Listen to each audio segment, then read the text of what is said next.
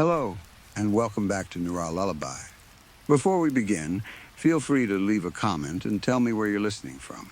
I love reading every single one. If you enjoy chilling tales that sing like a dark lullaby, don't forget to like the video and subscribe to the channel. Turn on notifications so you never miss a new story. Now, get comfortable, dim the lights if you dare, relax your mind, let the outside world fade away. And let's begin. Story 1, the Alaskan timber wolves moved through the green wilderness of September, their distant calls rolling softly across the Tanana Valley. Autumn had only begun, but there was already a cold edge in the air. The forests were still green in many places, though patches of yellow and orange had started appearing between the dark spruce trees. Somewhere far away, birds sang their final songs before winter. The valley seemed peaceful, but it was filled with animals preparing for the harsh months ahead. Bull moose wandered through the woods like ancient spirits. Their bodies were huge and dark brown, and their wide antlers spread above their heads like branches from old trees. They moved quietly despite their size, sometimes appearing between the trees without warning. Most people could walk through the forest and never notice one until it released a deep call for a mate. David Clark had come looking for them. He had been hunting for 6 days. At his age, 6 days in the Alaskan wilderness was no easy thing. His knees hurt every morning. His back complained whenever he bent down, and sleeping on rough ground seemed harder each year. Still, Clark had spent most of his life refusing to admit when something was too difficult for him. He wanted one more trophy. He wanted meat for the winter. Most of all, he wanted to prove to himself that he could still do it. Tomorrow, whether he succeeded or not, he planned to return to his cabin and rest. Joab, his Norwegian elk hound, stood several feet away. The dog suddenly barked and stamped his front paws against the soft ground. Clark frowned. "Easy, boy," Joab barked again. Clark was lying flat on his stomach between low bushes. The ground beneath his belly and elbows was damp and soft. Through the scope of his rifle and the thick lenses of his glasses, he could see the shape of a moose moving between the trees. His excitement rose quietly. Clark breathed in through his nose. The smell of wet moss filled the air. Beneath it was the sharp, clean scent of approaching winter. He pressed the rifle stock against his cheek and narrowed his eyes. The bull moose moved again. Clark slowly placed his finger against the trigger. He controlled his breathing, one breath, then another. Joab suddenly ran. Clark lifted his face from the rifle. Joab. The dog was sprinting in the opposite direction. Joab. Come back. The elk hound ignored him. Clark pushed himself onto one knee. At first, he thought the dog had become excited by some animal nearby. Then, something large moved beyond the bushes. Brown, fast, coming toward him. Clark's eyes widened behind his glasses. A grizzly bear. It was already charging. Clark swung the rifle toward it. The bear came through the brush with terrifying speed, knocking aside branches as if they were grass. Clark fired. The first shot cracked through the valley. The bear kept coming. He fired again. Then again. Then a fourth time. Nothing seemed to stop it. Clark could hear himself breathing now. His hands shook as he worked the rifle. He fired a fifth shot. The bear stumbled. For 1 second, Clark thought it might fall. Instead, it moved again. He fired one last time. The final blast echoed through the forest. The bear collapsed. For several seconds, Clark stayed frozen. The forest slowly became quiet again. Then, he heard Joab. The sound was weak. Clark lowered the rifle and looked toward the dog. Joab had made contact with the bear before it died. The damage was terrible. Years earlier, people across South Carolina would have recognized David Clark immediately. His face had appeared on billboards beside highways and outside expensive neighborhoods. His name had been printed in newspapers, magazines, and real estate advertisements. Wealthy families knew him. Business owners knew him. People hoping to become rich wanted to know him. Clark had made a fortune selling property. A good year might mean selling half a dozen mansions. The commissions alone were enormous. Then there was the rental income from the many houses, apartments, and commercial properties he owned. Eventually, he had more money than he knew how to spend. He invested some. He wasted some. He drank plenty of it. But most of all, he enjoyed being successful. Success had always meant something important to Clark. He had grown up poor, one of 6 brothers. As the middle child, he often felt invisible. There was always another brother, older, younger, stronger, louder, or more troublesome. Clark wanted people to notice him. He wanted adventure. He wanted stories worth telling. When he was young, the Vietnam War had seemed like one possible path toward becoming someone important, but his eyesight kept him from serving. Most young men would have considered that a blessing. Clark did not. He considered it humiliating. Something inside him began trying to make up for it. His grades were good enough to get him into college, but not good enough to get him there for free. His family certainly could not afford to pay everything. So Clark worked. He sold whatever people were willing to buy. Vacuum cleaners, kitchen appliances, cars, farm equipment, insurance, eventually houses. He never finished college, but he discovered something much more useful to him. He could sell. Clark had charm. He understood what people wanted to hear. He could look at someone, study them for a few minutes, and almost always find the right words. People used to joke that David Clark could sell ice to a polar bear. There was no proof he had ever attempted such a thing, but the saying followed him for years. He pushed hard for every sale.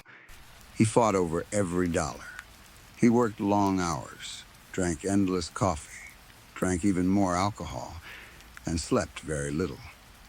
For a long time, the method worked. Now, decades later, the fire inside his Alaskan cabin crackled softly. Logs shifted inside the stove and sent sparks upward. Outside, the temperature continued to fall. During the short hours around midday, sunlight entered through the 6-panel windows and created pale streams filled with floating dust. Joab lay in the center of a fine Persian rug. The rug had once been something Clark proudly showed visitors. Now, it was simply the warmest place for an injured dog. Joab's body was wrapped in bandages. His injuries from the bear attack had been severe. A veterinarian had made the long trip out to Clark's cabin to examine him. After treating the dog as much as he could, the vet had looked at Clark with an expression Clark did not like. "There isn't much more I can do." Clark had nodded. He disliked hearing sentences like that. He had built his entire life around the belief that something could always be done. The veterinarian had packed his things, then paused near the door. "Have you seen the news lately?" Clark shook his head. He had not. The vet looked as though he wanted to say more. In the end, he only told Clark to keep Joab warm, give him water, and try to get him to eat. Clark watched him leave. He assumed the dog would recover. Joab had always been strong. Food, fire, rest, and time. Clark believed those things would be enough. The cabin had become another reinvention of David Clark. He had reinvented himself many times before. Poor child. College student, salesman, businessman, millionaire, husband, divorced man. Hunter, Alaskan, each new identity had replaced something that no longer worked. Back in South Carolina, he had married Amanda. She was much younger than he was, and beautiful enough that people stared when they entered restaurants together. Amanda had been wife number 6. Still, she had been his first wife in more than 10 years. They had not known each other for very long before Clark proposed. His proposal was almost like one of his sales pitches. He was confident, charming, spontaneous, and impossible to ignore. Amanda said yes. At first, she believed she had entered an exciting life. There were expensive dinners, properties, money, travel, and parties. But living with David Clark was different from dating him. He was already an old man by then. His true love seemed to be property. His excitement came from hunting. His comfort came from alcohol. Amanda eventually understood that she was not going to change him. At the same time, Clark's business began suffering. The economy became unstable. Several lawsuits drained his money. Political unrest in different parts of the world slowed the rush of wealthy buyers who had once competed for luxury properties. Deals stopped closing. Expenses remained. Profits collapsed. Then Amanda filed for divorce. She took half of what remained. For the first time in many years, David Clark felt truly defeated.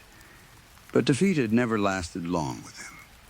If one life stopped working, he created another. He had traveled to warm places before. Hawaii, Jamaica, Thailand. This time, he wanted something completely different. He wanted cold. He wanted distance. He wanted silence. Within 6 months, Clark sold almost everything he still owned and boarded a plane to Fairbanks. He bought a remote cabin and disappeared into Alaska. There were no billboards here, no clients, no lawsuits, no ex-wives, no ambitious young agents asking for advice. Only wilderness. That was exactly what he wanted. One afternoon, the light slowly moved across Clark's sleeping face. He groaned and lifted his head from the armrest of the sofa. The fire had nearly died. A bottle had rolled from his hand onto the wooden floor.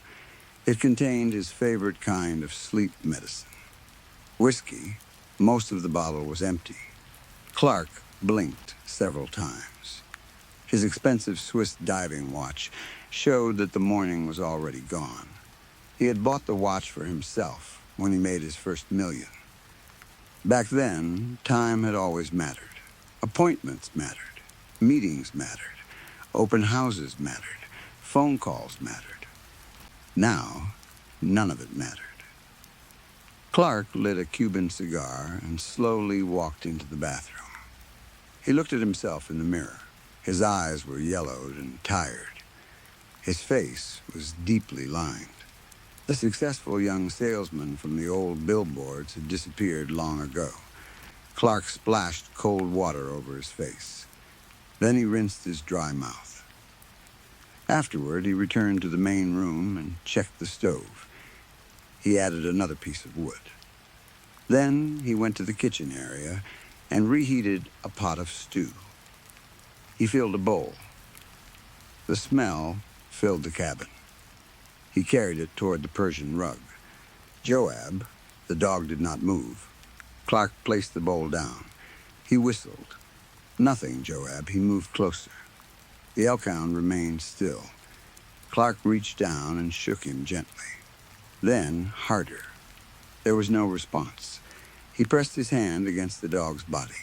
Cold. Completely cold. Clark sat beside him for a long time. Joab was dead. Outside, Alaska continued preparing for winter. Clark rarely traveled into town anymore. He had no television. He had little interest in newspapers. Sometimes he used a radio, but even that had become less important over time. He had come to Alaska to escape the outside world. For most of his life, David Clark had chased attention. Now he wanted none of it. He did not realize how quickly the world outside his valley was changing. Rain was uncommon in the Tanana Valley. Water often remained in the sky until winter gave it another form. Soon the droplets hanging above the land began freezing. Each one became something new. Snowflakes, every tiny crystal divided into 6 delicate arms. No two were exactly the same. Billions formed together above the valley. Then they began falling. They moved gently downward through the silent air and settled on trees, rocks, frozen rivers, and the roof of Clark's cabin. The forest became quiet. Animals moved less. Sound seemed to disappear beneath the growing snow. Even the sun appeared only briefly above the pale horizon, as though checking on the frozen world before hiding again.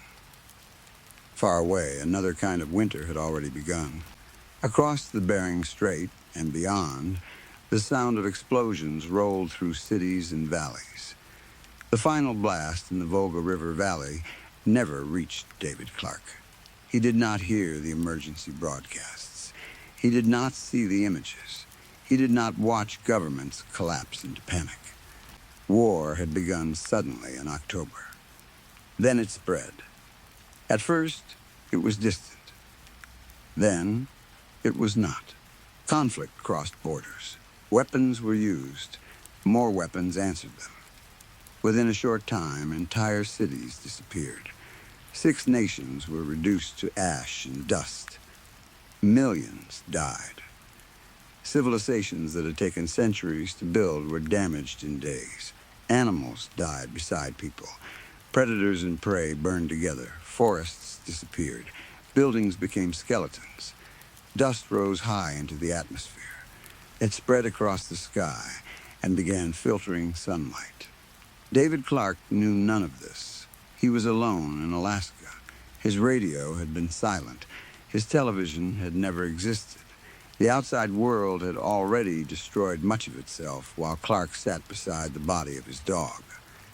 Winter came harder than he expected. Much harder. The cold became relentless. The days seemed to shrink. Snow covered everything. Clark had prepared for winter, but not well enough. He had expected a difficult season. He had not expected this. His supply of firewood began falling too quickly. Each day, the stack beside the cabin grew smaller. Clark watched it with increasing concern. Eventually, he accepted that he had not gathered enough wood during autumn. Without fire, he would die. So he went into the forest to cut more. His boots crushed through deep snow. The axe struck frozen wood. Again, the sound traveled through the still forest like the only sign of life left in the world. Clark worked slowly. Age made everything harder. He cut a tree into manageable sections and loaded pieces onto a small sled. His breathing became heavy inside the scarf wrapped over his mouth. Steam escaped with each breath. He stacked another log. Then the wind changed. At first, it was only a strong gust. Then, another came. Snow lifted from the ground. Clark turned his head. The sky seemed to vanish. Within moments, the peaceful cold became a violent blizzard. Wind struck him from the side. His glasses flew from his face. Clark shouted and reached after them, but they disappeared instantly into the snow. Without the thick lenses, the world became a blur. He tried to see the cabin. Nothing. He tried to see the sled. Nothing. Snow-filled. Everything. Clark could barely see his own hands when he held them in front of his face. He turned around. Where was the cabin? He had walked only a short distance. At least, he thought he had. The wind was too loud. The landscape had disappeared. There were no trees, no tracks, no sky, no ground, only white movement. Clark began walking. He knew standing still was dangerous. 6 layers of clothing covered his body, but the cold still found him. It moved through the fabric, through the seams, through his boots. His feet quickly began losing feeling. He continued walking. Cabin has to be this way. He could barely hear his own voice. The wind howled around him. He tried to remember the direction he had been facing while chopping wood. Had the cabin been behind him? To the left? He turned again. Every direction looked identical. White. Nothing but white. Clark suddenly remembered something he had once read. In severe winter conditions, people sometimes tied a rope from their homes to an outdoor structure so they could find their way back during blizzards. He cursed himself. He should have tied a rope around his waist. He should have prepared better. But David Clark had spent his entire life believing that he could handle whatever happened next. Preparation had always seemed less important than confidence. He walked for what felt like hours. Maybe it was only minutes. Time became impossible to measure. His legs grew heavy. His knees barely bent. His toes were gone. Not physically, perhaps, but they no longer felt like part of him. His feet belonged more to his boots than to his body. Clark stumbled. He forced himself upright. Keep moving. The wind swallowed the words. He took another step, then another. His breathing became slower. His thoughts became strange. He imagined South Carolina, sunlight, billboards, his younger face smiling above a highway. He imagined Amanda. He imagined his brothers. He imagined Joab sleeping on the Persian rug. He wondered if the cabin was 20 feet away, maybe 10.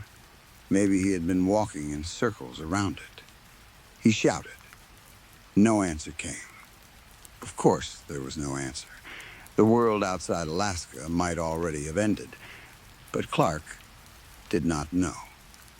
As far as he understood, someone was probably sitting comfortably in Fairbanks right now. Someone was watching television. Someone was drinking coffee. Someone was complaining about the cold. Clark took another step. His legs finally refused. He collapsed into the snow. For a while, he tried to stand. Then he stopped. His breathing slowed. His heartbeat slowed with it. The wind struck his exposed face. The cold had been painful earlier. Now something strange began happening. He felt warm. Too warm. A terrible heat seemed to spread outward from his chest. Clark became confused. His gloves bothered him. He pulled them off. The wind touched his bare hands. His fingers were blue. He barely noticed. Then his coat felt unbearable. He opened it. The freezing air entered immediately. Instead of pain, he felt relief. Some distant part of his mind understood that something was terribly wrong, but the thought could not fully form. Warmth spread through his arms, his face, his ears, his nose. He felt sleepy, very sleepy. Clark lay back. The snow beneath him was soft, almost comfortable. The white storm became dimmer. His eyelids fluttered. For most of his life, Clark had fought. He fought poverty. He fought obscurity. He fought competitors. He fought for commissions. He fought wives. He fought lawsuits. He fought age. He fought a grizzly bear. He had reinvented himself whenever the old version no longer worked. Now there was nothing left to fight. Shapes appeared around him. At first, Clark thought they were shadows created by the storm. Then they became darker. Two stood on one side of him. Two stood on the other. One shape appeared near his head, another near his feet. 6 shadows surrounded his snowy bed. Clark tried to focus. Without his glasses, he could not see what they were. Wolves, perhaps, or memories, or something else entirely. A deep sound entered his mind. It was almost musical, almost like a lullaby. The storm of thoughts inside his head finally became quiet. No properties, no money, no failed marriages, no South Carolina, no Alaska, no war, no regrets, only the sound, only the warmth, only sleep. David Clark closed his eyes. For the final time in his life, he became something new. The salesman disappeared. The millionaire disappeared. The hunter disappeared. The husband disappeared. The lonely old man in the cabin disappeared. Snow continued falling. It slowly covered his chest, then his shoulders, then his blue hands. Another thin layer settled across his face. Around him, the forest disappeared beneath the same endless white sheet. Across the valley, across Alaska, and across a wounded world, winter continued its silent work. And David Clark slept beneath the snow. Story 2. I think I'd probably be a good mother, I said, slowly turning the cold beer bottle between my fingers. But I wouldn't want to raise a son. The man sitting across from me gave a small, uncertain laugh. He was still trying to figure out whether I was joking. I took a sip of beer and added, I definitely wouldn't want to raise a daughter either. That ended the laugh. His eyes moved toward the exit of the bar for half a second before returning to me. It was quick, but I noticed it.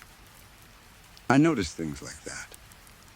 Maybe he was already thinking about how early he could leave without looking rude.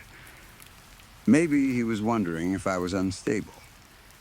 Maybe he was regretting asking me whether I wanted children.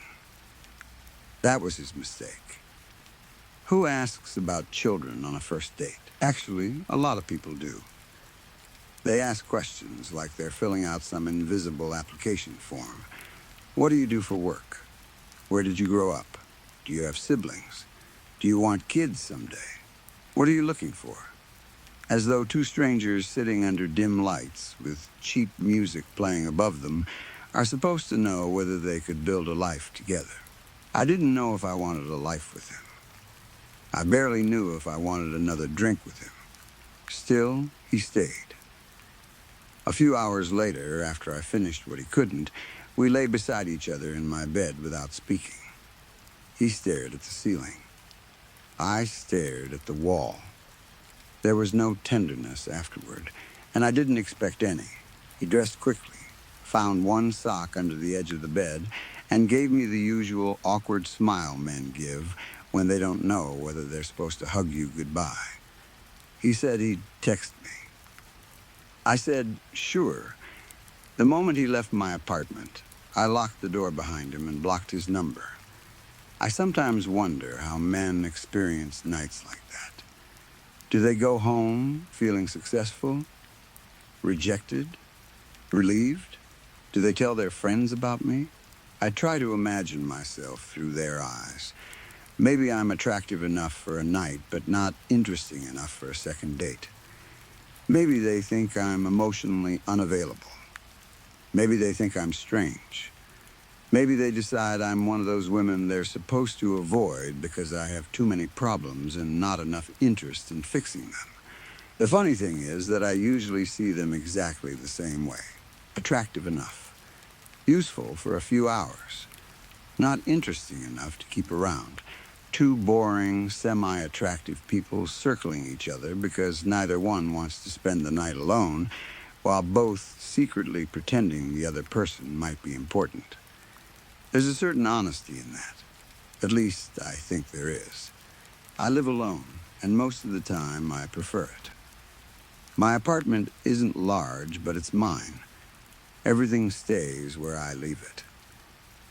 Nobody asks questions. Nobody opens drawers that don't belong to them. Nobody leaves wet towels on the floor or takes the last drink from the refrigerator. Nobody expects me to explain why I don't want to talk. It's quiet, muted, safe, in its own way. I have a cat. She's quiet, too. I got her when she was a kitten, small enough to sleep curled against my neck. She was nervous when I first brought her home. Every sudden sound sent her running under the couch.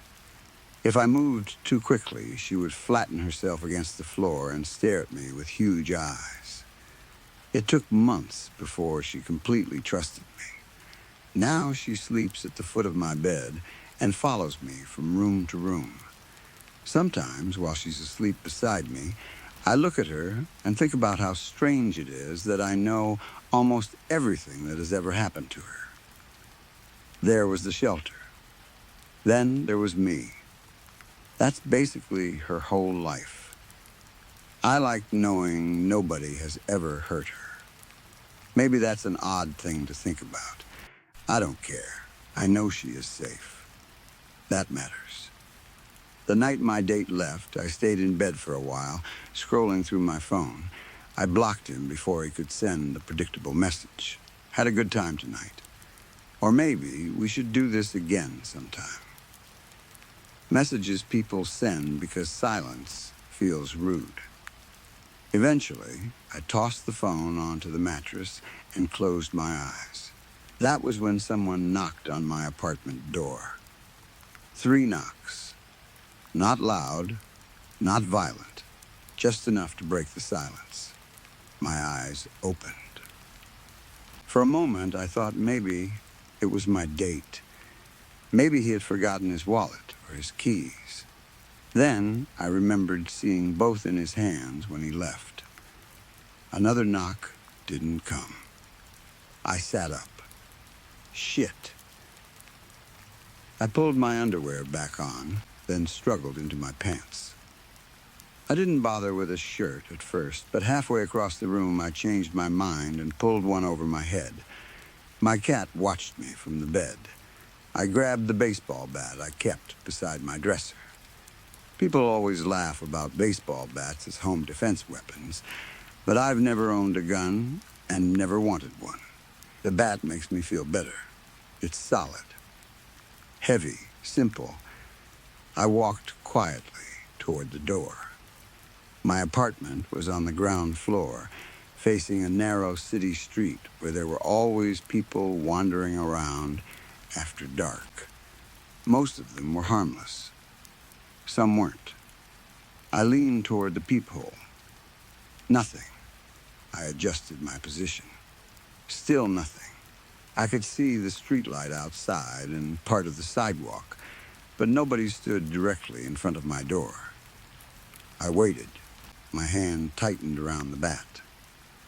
Finally, I unlocked the deadbolt and opened the door a few inches. Cold night air moved inside. There was no one there. I opened it farther. The street looked almost empty. A couple of people were walking along the opposite sidewalk. Farther down the block, someone pushed a shopping cart loaded with bags and blankets. A car passed slowly through an intersection. None of them were close enough to have knocked and disappeared that quickly. I stared toward both ends of the sidewalk. Nothing, whatever, I stepped back inside. I shut the door, locked the deadbolt, then slid the chain into place. The chain was mostly useless, of course. I knew that. Anyone determined enough to break through the door wouldn't be stopped by a little strip of metal. Still, hearing it click into place made me feel better. I stood there for another moment, staring at the wood. That was when the air in the apartment changed. I don't know how else to describe it. It wasn't colder. There wasn't a smell. Nothing touched me. The room simply felt occupied. Before I could turn around, a lamp behind me switched on. My shadow appeared across the apartment door. Long, dark, my entire body became still. Then a woman spoke behind me. "I'm so sorry." I knew the voice immediately.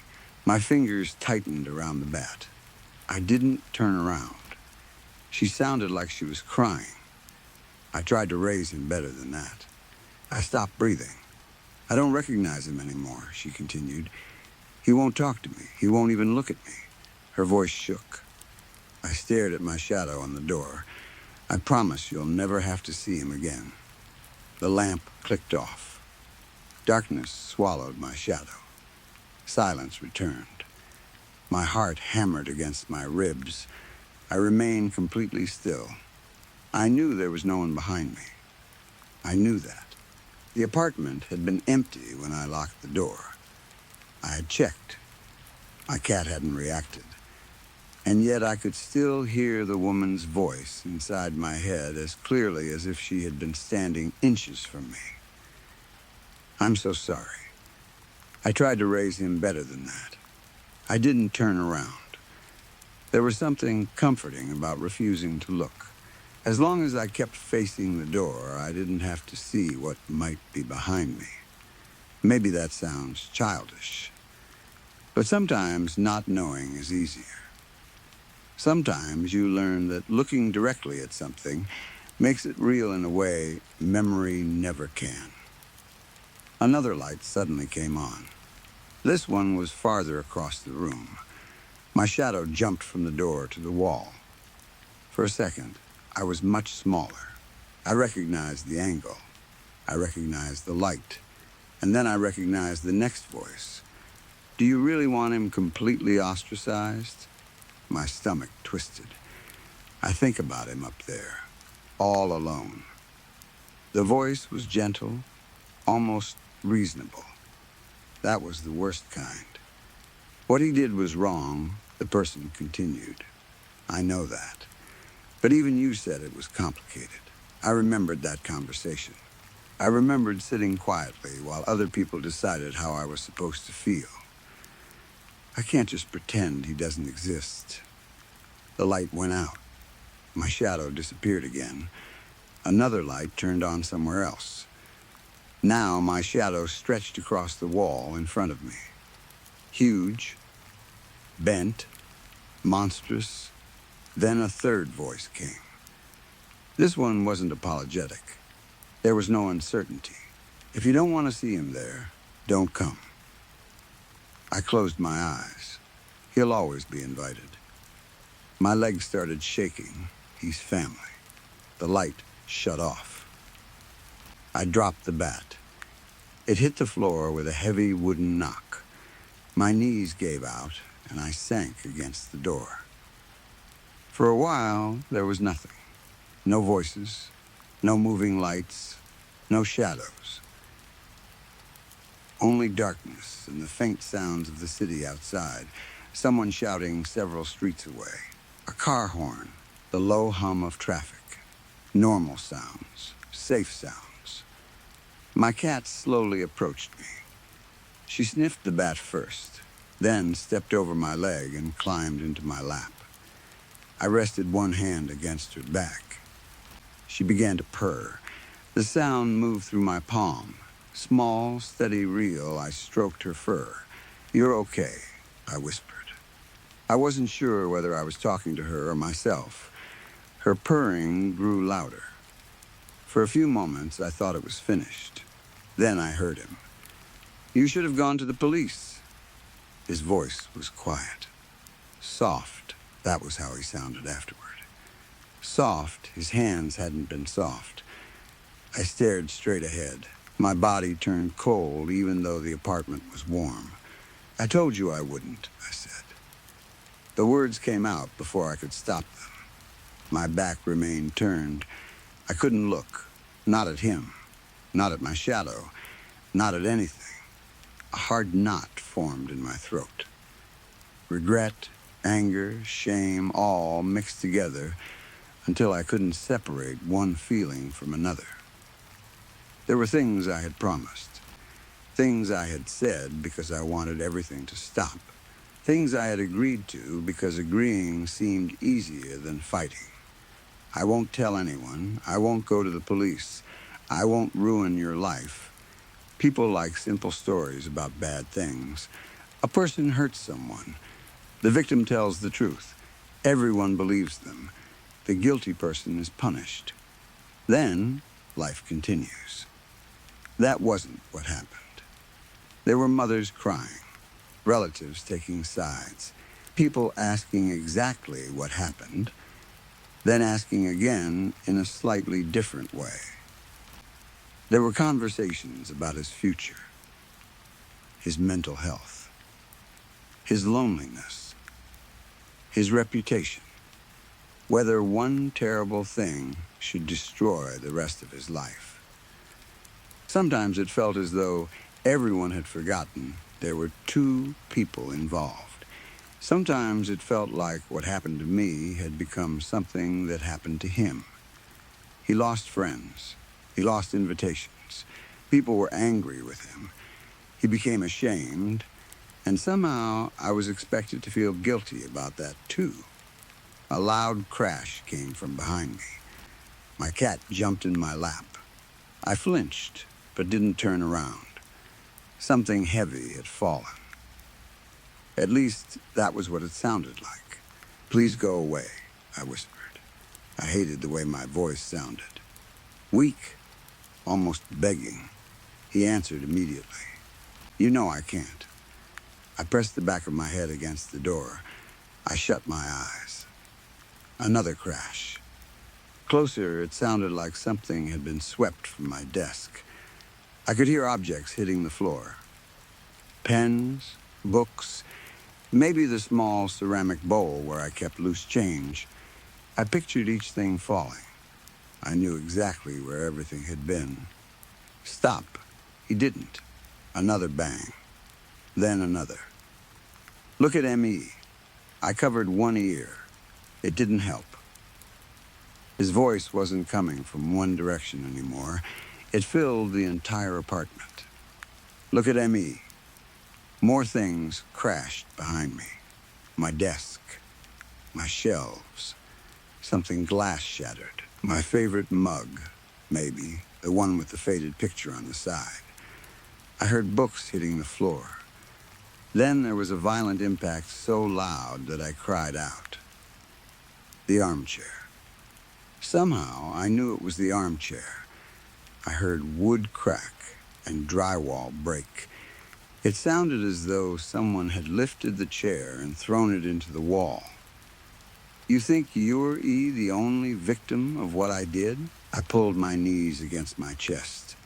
That sentence hurt more than the shouting, because I had heard versions of it before. Not exactly those words, but close enough. You have to understand what he's going through. He hates himself.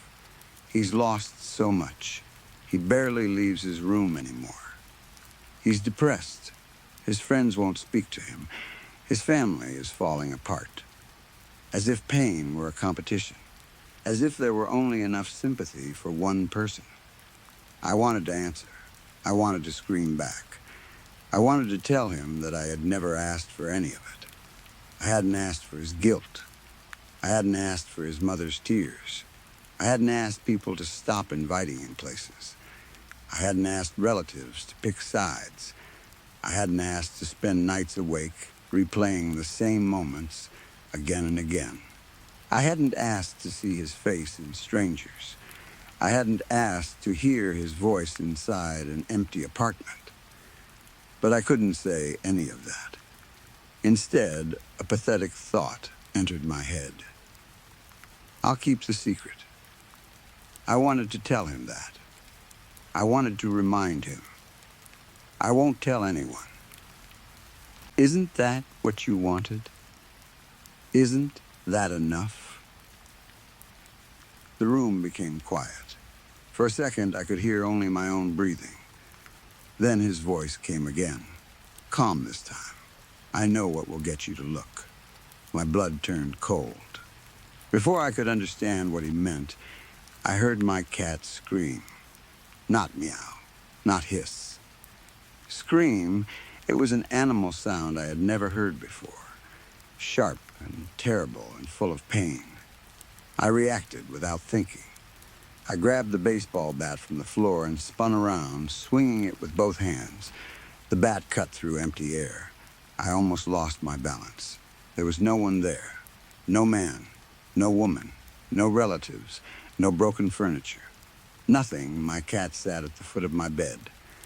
She stared at me, perfectly calm. I stared back. My chest rose and fell violently. The apartment was exactly the way I had left it. My desk was untouched. The pens were still inside their holder. The little ceramic bowl still contained my coins. My favorite mug sat where I had put it earlier. Not broken, not even moved. Every book remained neatly arranged on the shelf. The armchair sat in its normal place. The drywall behind it was smooth. There was no hole, no damage, no dust, no broken glass. Nothing had happened. My cat tilted her head slightly. I lowered the bat. "You're okay." She blinked. I hurried toward her and dropped onto the bed. I ran my hands over her body, checking for blood, injuries, anything. She gave an annoyed little sound and tried to move away. She was fine. Of course, she was fine. Nothing had touched her. Nothing had been there. I buried my face in her fur for a moment. My hands were shaking. The apartment was silent again. But the silence was different now. It no longer felt peaceful. It felt like something waiting. I grabbed my phone from the bed. I needed another person. Anyone. I didn't want to explain what had happened. I didn't want comfort. I didn't want someone to tell me I was imagining things. I just wanted another human being in the apartment. Someone whose breathing I could hear. Someone who would turn the lights on and make the room ordinary again. I opened my blocked contacts. The man from earlier was still there.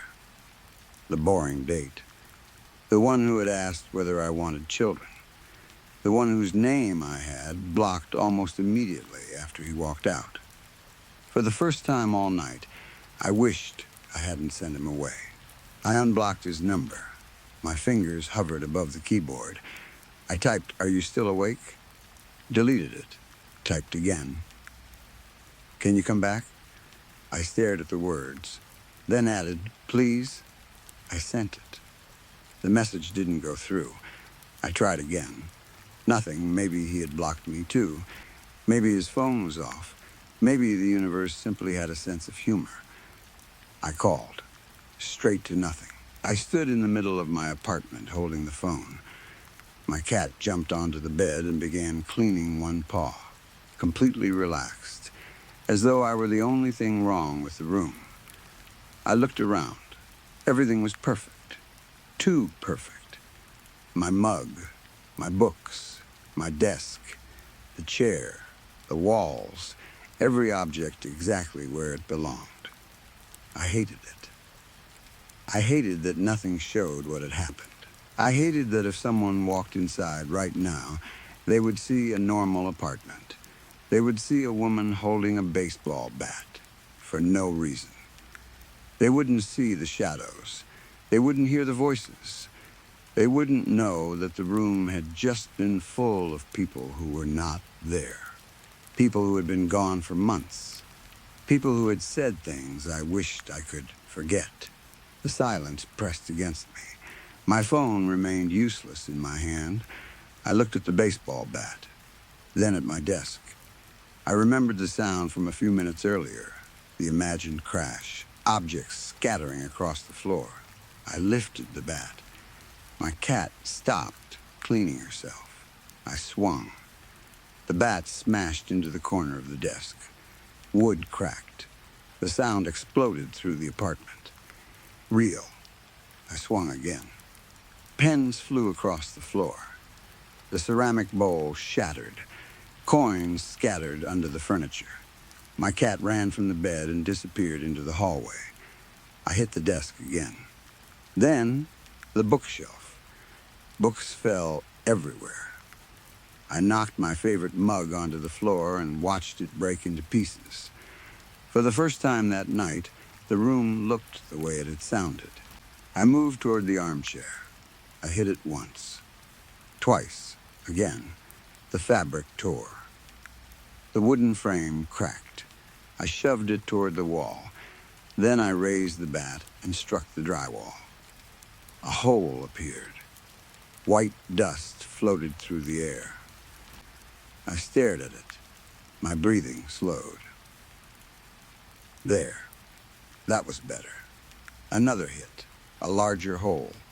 Another. I smashed the room until my arms hurt, until my palms burned, until sweat ran down my back, until the apartment no longer looked untouched, no longer looked innocent, no longer looked like nothing had happened. I don't know how long I kept going. Eventually, I stood surrounded by broken furniture, torn books, shattered ceramic, and pieces of drywall. The bat hung loosely from my hands. My cat watched me from the hallway. I looked around at the destruction. For once, the outside matched the inside. For once, there was evidence. Something had happened here. Maybe not the thing anyone else would understand. Maybe not the thing the police could photograph. Maybe not the thing family members could argue about. But something had happened. And now the room admitted it. I lowered myself onto the floor among the broken pieces. The apartment was quiet again. My cat eventually came closer. Slowly, carefully, she stepped around the pieces of ceramic and stopped several feet away from me. I held out my hand. She watched it for a long time before approaching. When she finally pressed her head against my fingers, I almost cried. I touched her gently. No one had ever hurt her. I knew that. I could still know that. Outside, the city continued as if nothing had happened. Cars moved down wet streets. People shouted. Somewhere, music played through an open window. Someone laughed. Normal life. Ordinary life. The kind that continues even when yours gets stuck somewhere behind you. I sat there with my cat beside me and the baseball bat across my knees. I didn't repair anything that night. I didn't clean the mess.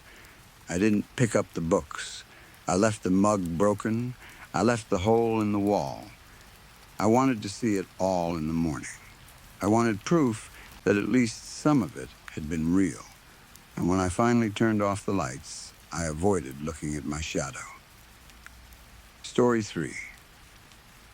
For 2 years, I kept wondering what had happened to Rowan Daly. No matter how hard I tried to stop thinking about him, my mind always returned to the worst possibilities. I imagined him locked away in some secret school hidden deep in the Siberian mountains, a place built specifically for the children of rich and powerful people. In my nightmares, the school did not educate them. It emptied them. It stripped away their personalities, their choices, and every rebellious thought until they became obedient little machines who smiled when their parents told them to smile and spoke only when they were given permission. Sometimes I imagined Rowan strapped to a chair inside a completely white room with no windows. His eyes would be taped open like something from A Clockwork Orange, while endless episodes of Kerrigan played on a screen in front of him. He would be forced to watch until his thoughts stopped belonging to him, until his brain was nothing but mush and blood was leaking from his nose and ears. I knew it sounded ridiculous. The problem was that, with Rowan's father, ridiculous did not always mean impossible. Declan was not sleeping much either. He started showing up to Kerrigan rehearsals with dark shadows under his eyes, pretending everything was fine, even though he looked like he had been awake for days. One night, while we were eating dinner at his house, he finally admitted it. "I'm worried about him," he said quietly. Declan's family was rich. Not ordinary rich. They were the kind of rich where you walked through their house and eventually stopped asking questions because there was no reasonable explanation for anything.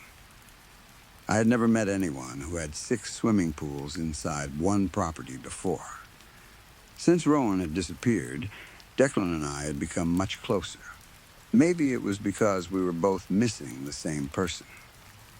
Maybe it was because there was nobody else who understood what Rowan had been trying to do. The truth was simple. Neither Declan nor I had Rowan's confidence. We definitely did not have his reckless instincts. Declan once tried to protest by chaining himself to a metal pole outside the Kerrigan facility. The protest lasted about 15 minutes. He gave up immediately when a scorpion crawled across his shoe. Rowan would have probably picked the scorpion up and named it. Without him, our plans to bring Kerrigan down became a lot harder. Still, we tried. Whenever I had free time between Kerrigan rehearsals, commercials, interviews, photo shoots, and whatever other ridiculous thing management wanted me to do, I searched for Rowan's boarding school. I spent money hiring people to search through boarding schools and military academies across the country. Nothing. Declan became desperate enough to search through Adam Daly's office. Somehow, he managed to find paperwork for an institution called Institut Valmont. Both Rowan's signature and his father's were already on the documents. The school's website looked ancient. It looked like somebody had created it in 1995 and forgotten it existed. According to the website, Institut Valmont was an academy dedicated to enriching young people and bringing color to education. A fake-looking picture of smiling teenagers sat above an email address and phone number. I emailed them. The email immediately bounced back. That did not surprise me. Then I called. The moment I said Rowan Daly's name, the person on the other end hung up. That surprised me a little more. We were getting desperate, so Declan contacted one of his friends who knew far too much about computers. His friend somehow managed to access the school's records. There was no student named Rowan Daly. The next afternoon, somebody came to get me during rehearsal and told me Adam Daly wanted to see me in his office. The moment I walked in, I knew we were in trouble. Declan was already sitting there. He looked like someone waiting to be sentenced. As I sat beside him, he leaned toward me until his forehead almost touched mine. "This is it," he whispered. "Death by firing squad." Adam Daly sat behind his desk. "I hear you've been looking for my son." He placed a flyer in front of us. The school's name was written entirely in German. More importantly, it was not Institut Valmont. Daly smiled when Declan made a small angry sound. "See?" Daly tapped the paper with one finger. "My son is not being tortured inside some secret facility hidden in the Siberian mountains." His eyes moved to me. "It's a school," he said flatly. "A normal, boring boarding school in the middle of nowhere." He leaned back in his chair. "Is that enough? Or would the two of you like more proof that I haven't imprisoned my own son?" Declan stared at his lap. "We want to talk to him," he said. Daly said nothing. "Please," Declan added softly. Daly's expression immediately changed. "Mr. Atlas," he said brightly, "I heard you've been selected as Marvel's new superhero." He suddenly clapped his hands together. The sound made me jump. "Congratulations, thanks." Declan still did not look up. "Can we please talk to Rowan? We just want to know he's okay." Delete the post. Declan finally looked up. "What?" "Your Instagram story from an hour ago." Daly's smile widened. "The one where you wrote, and I quote, 'Help me find my friend who has been kidnapped by his father.'" Declan's face went pale. Daly continued. Because of that little post, we've had a worldwide trending topic for the last hour. Hashtag #WeWillHelpDeck. It's not misinformation, Declan muttered. You sent Rowan away.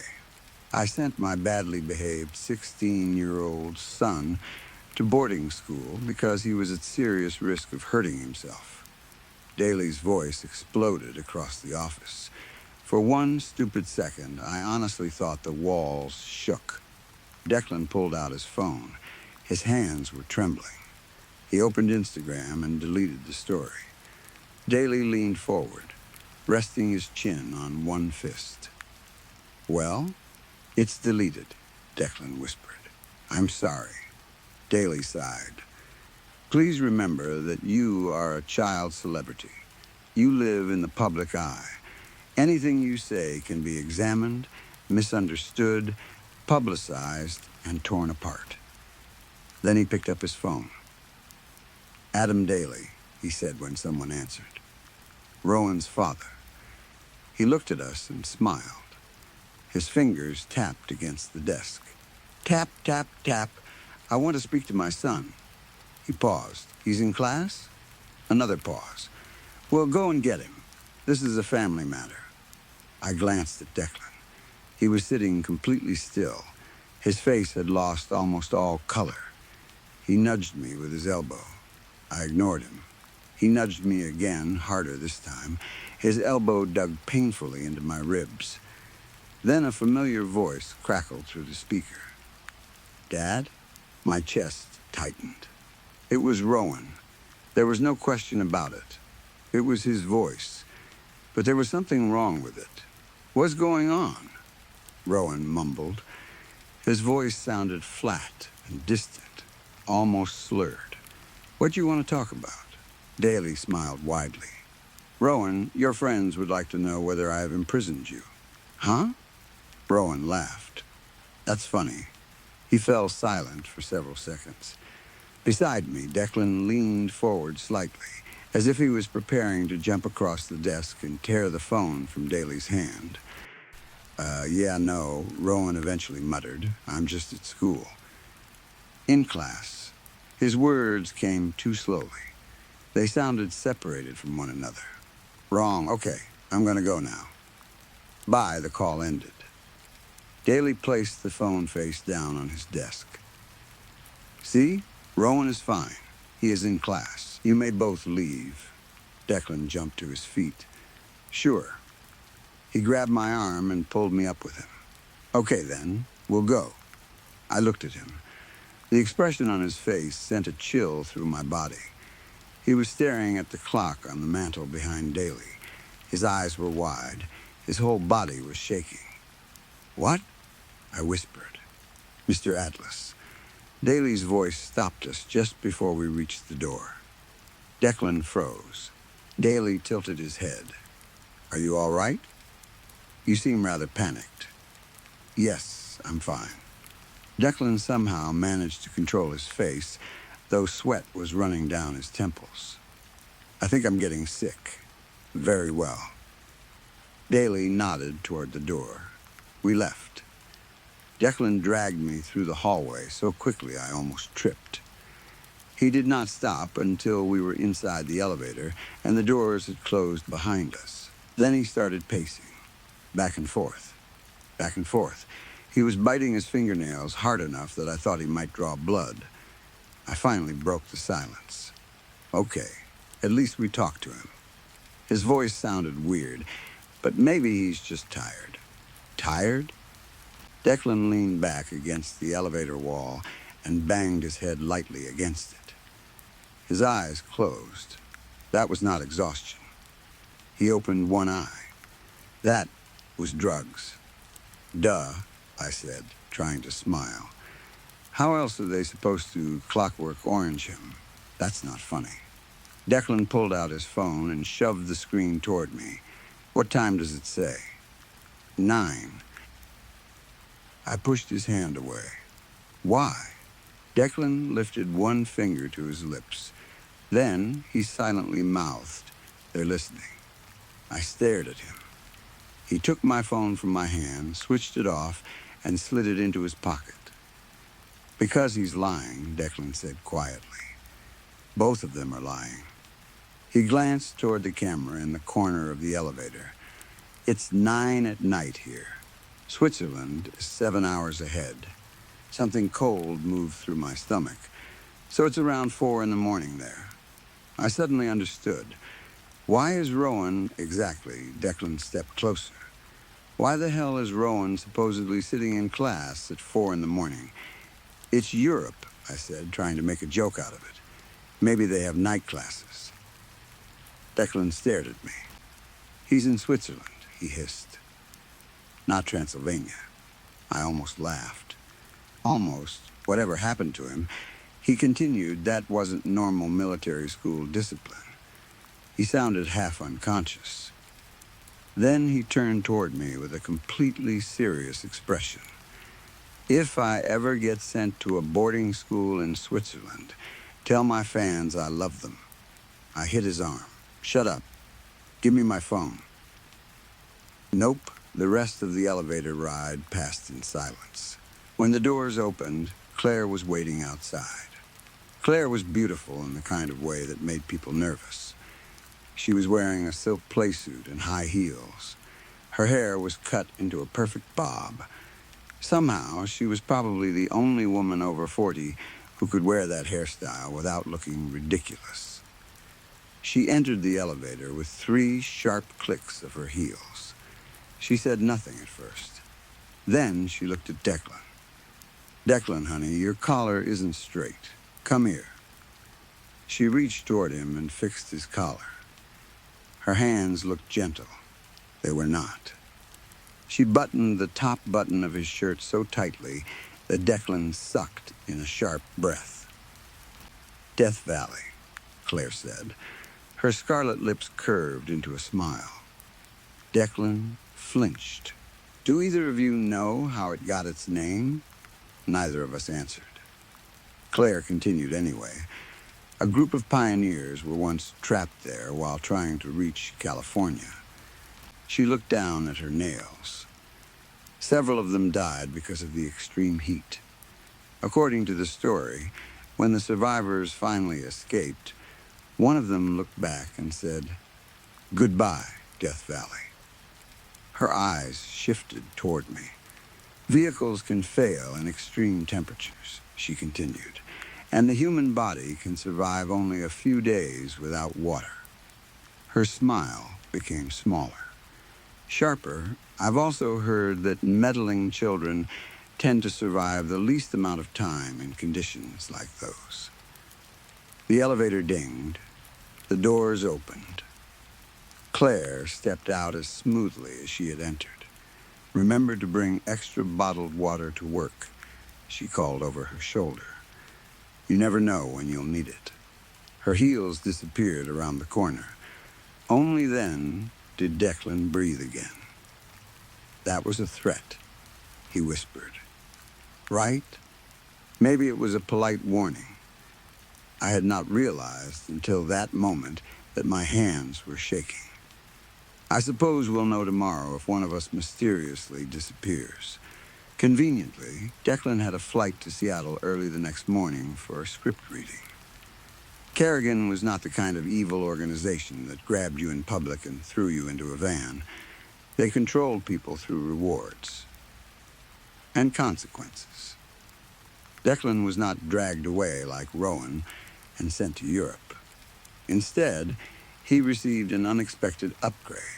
Declan had always been proud of pretending he was not extremely rich. He insisted on taking regular commercial flights whenever possible. Once, he even refused to travel by private jet to a premiere because he said it made him uncomfortable. At 6:30 the next morning, he texted me.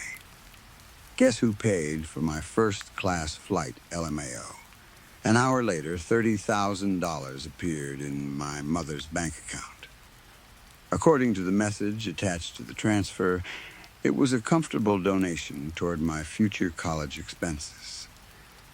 The meaning was obvious. Rowan Daly is at boarding school. Stop asking questions. Speak again, and we will leave you in the middle of a desert. So, what did I do? I stopped asking questions. For 2 years, I kept my mouth shut. I did every photo shoot, every interview, every commercial. I continued working inside Kerrigan, and I stopped thinking about Rowan Daly. At least, I tried to. I had to. Thinking about him meant asking questions.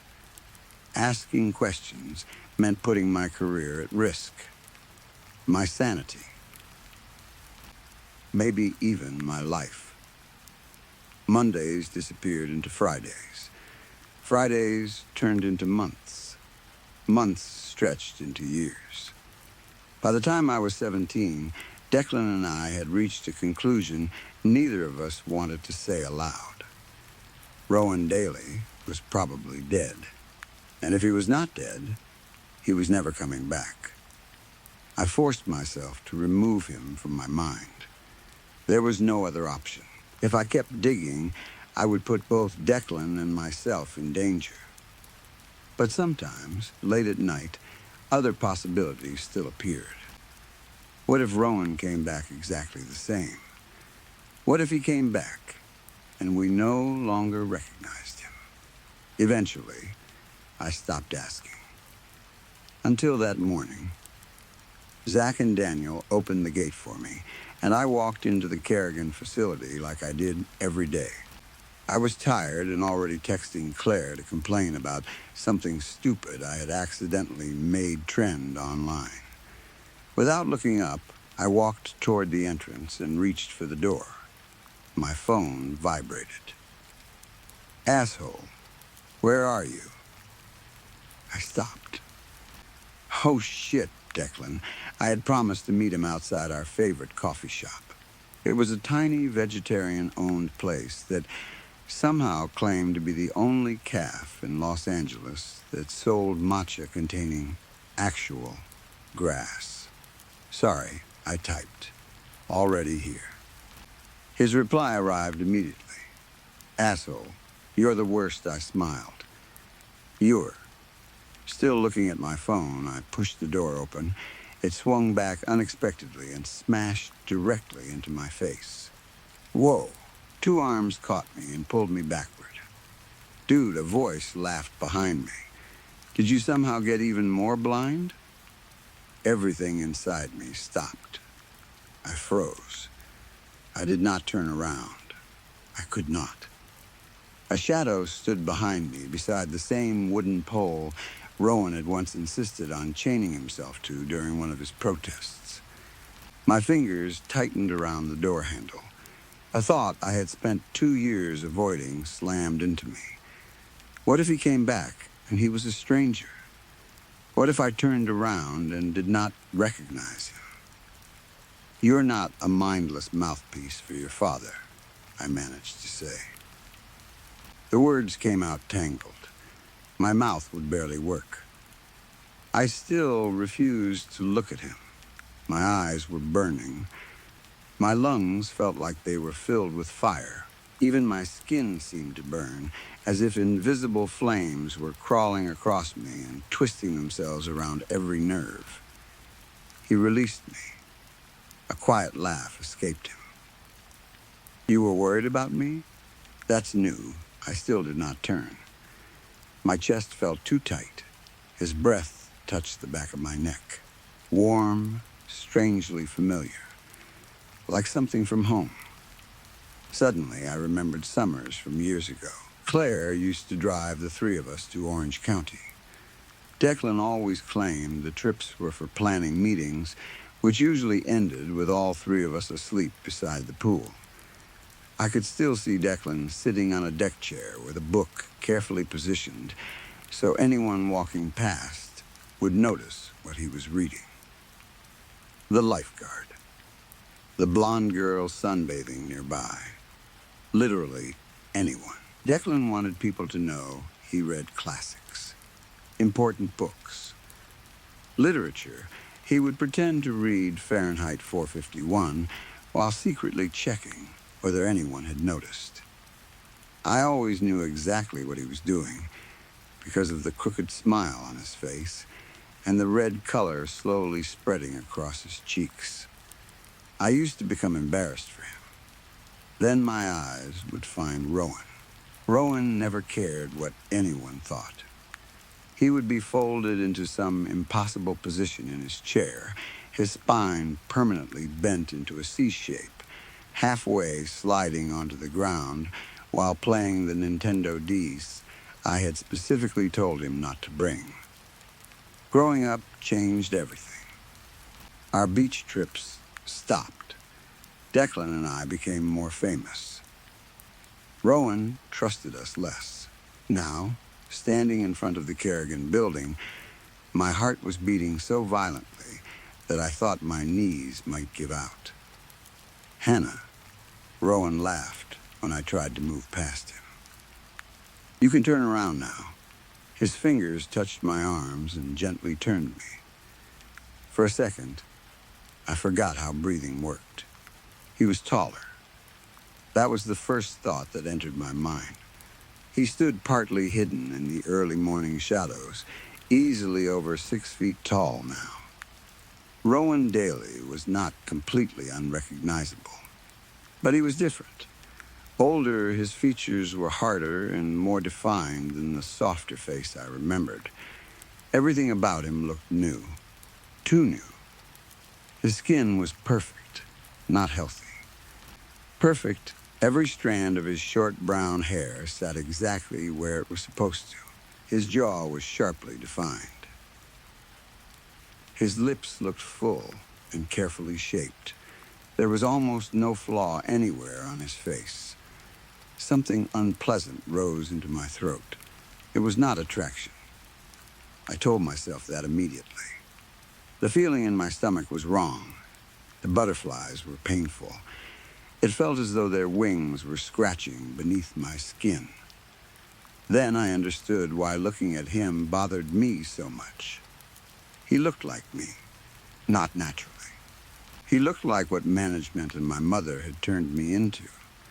A doll, a mannequin, a polished object made to appear flawless from every angle. Everything about Rowan was too symmetrical, too carefully designed. Part of me wondered whether he would bleed glue instead of blood if somebody cut him. Another part wondered whether his bones even belonged to him anymore. Maybe they had been broken. Shaved, reshaped, puberty could change somebody. But puberty did not build an entirely new human being. His clothes were just as perfect. A school blazer rested over a clean white shirt and tie. A strange animal was stitched into the crest on his blazer.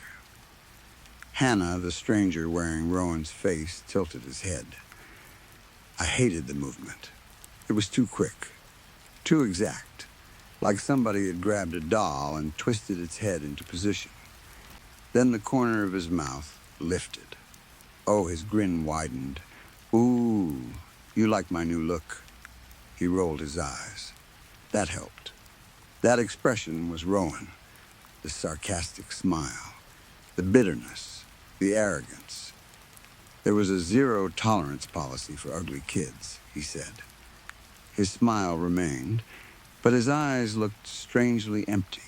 He scratched his arms as if something invisible was crawling under his skin. I'm not joking. I stared at him. He straightened his back. His smile suddenly changed into something practiced and perfect. Before I was admitted, I went through 3 weeks of surgeries. My face, my bones, even my skin. He poked his stomach, which was honestly offensive because I liked my body. I still could not speak. Once they decided I was ready, he continued, using his fingers to make quotation marks, they dumped me in a room with no heating and a roommate who spoke German and refused to speak English. He shrugged. Swiss winters are brutal. My classes were terrible. The food made me lose about 10 pounds. And I'm fairly sure half the teachers were trying to turn me into an emotionless shell. I reached up and poked him between the eyebrows. A smile began to form on my own face. I forced it wider until my lips hurt. The horrible butterflies inside me finally disappeared. "I'm pretty sure that's a book," I said. "Oh, really?" He raised an eyebrow. "So you're saying I'm dramatizing my traumatic school experience for Hannah's sympathy points? It's basically uglies mixed with every dystopian young adult novel ever written." I smiled. "Yes, that's exactly what you're doing." Rowan smirked. We both laughed. We laughed as though it was funny, as though there was nothing wrong with his perfect face, as though I was not staring at someone who looked like he had been rebuilt from plastic and expensive fabric. I remembered the first surgery management arranged for me. Right before the anesthetic, somebody had told me to laugh. "Imagine how pretty you're going to be," they said. So I laughed now. Harder than necessary. Rowan laughed too. "They forced me to shower and take care of myself," he said, dramatically, touching his cheekbones. "This is what 2 years of Swiss education does to a person." He turned toward his reflection in the glass door. His face twisted into a fake expression of horror. "I'm hot." My stomach rolled. "You're still you," I said. There was a scream trapped somewhere behind my tongue. Rowan tilted his head again. That strange mechanical movement. Mostly, he grinned. Then he stepped backward and pulled me with him so somebody could walk past us. I am horribly jet-lagged, though I could not resist. I poked his cheek. He frowned at me. His face felt firmer than I remembered. Sculpted. "So your father didn't actually clockwork orange you?" Rowan blinked. "What?" "We called you during your first year." The words started coming out before I could stop them. "You said you were in class, but it was something like 3 in the morning over there. Your voice sounded weird. You sounded drugged." Oh, Rowan raised one eyebrow. "Yeah, I remember that." My heartbeat accelerated. That whole phone call was obviously arranged. They dragged me out of bed about 30 minutes before it. Heat spread across my face. "Then why were you in class at 3 in the morning?" "I wasn't in class." His voice hardened. For a second, I heard Adam Daly. That same cold confidence. That same habit of speaking as if everybody else was stupid. I was sleeping. I stared at him. "Your dad told us you were in class, Rowan." His lips moved slightly. His bright blue eyes shifted toward the wooden pole. The old cuffs from his protest were still attached to it. He looked away almost immediately.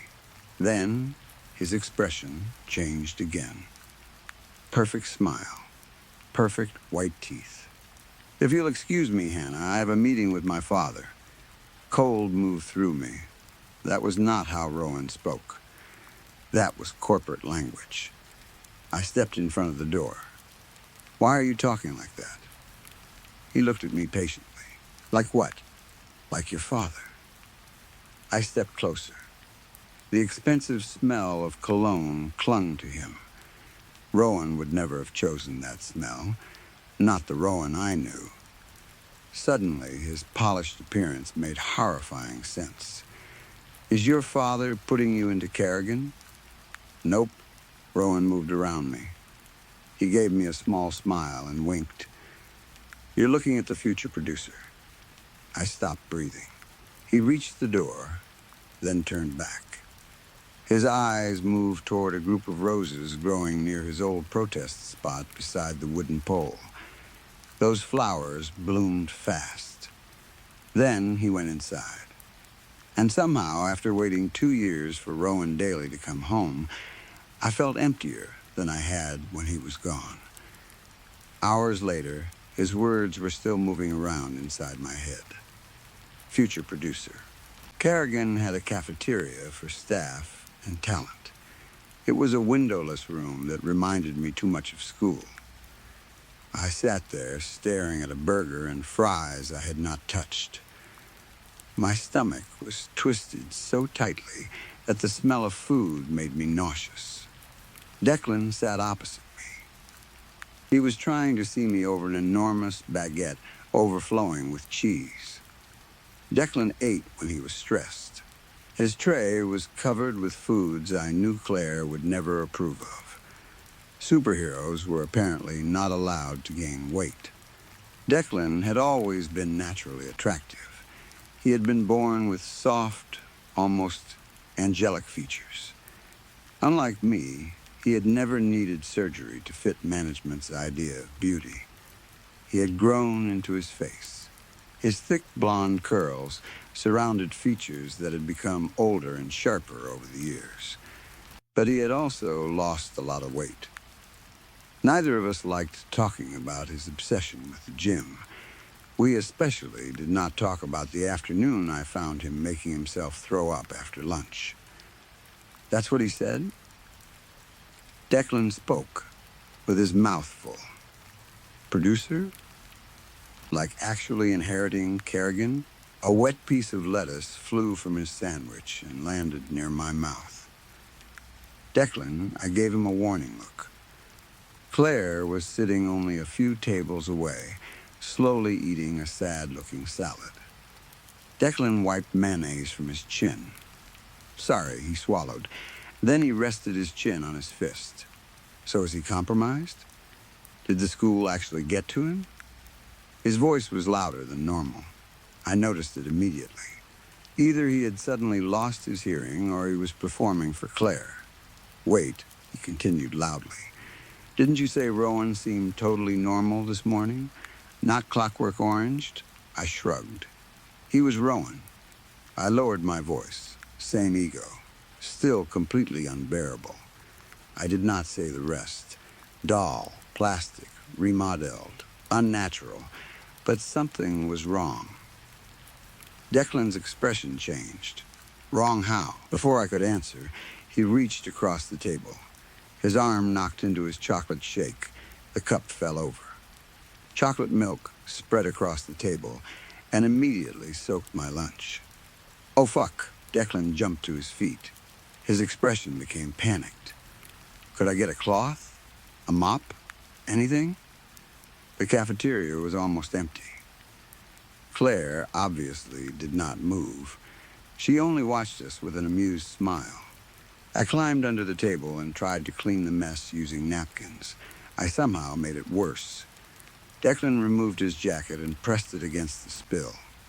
I stared at him. Sometimes I honestly think you forget you're supposed to be a superhero. He grinned. I've been humbled by working here. He stood up. I'll find help. Then he ran toward the door. Hello? His voice echoed through the cafeteria. I spilled my drink. Can somebody give me a bucket or something? A few minutes and several destroyed napkins later, Declan returned carrying a mop like he had just won a trophy. The cleaner said to leave it until her break ends, he said, breathing heavily. Then he dropped to his knees and began mopping the chocolate himself. I joined him. And what did you do? Declan was the same person who cleaned his own hotel rooms and once stayed after a red carpet premiere to help cleaners collect rubbish. Nothing. He avoided my eyes. He was disturbingly good with the mop. One sweep collected most of the chocolate. His t-shirt tightened around his arms as he worked. I stared for a second. His muscles had become ridiculous. Biceps for days, I muttered.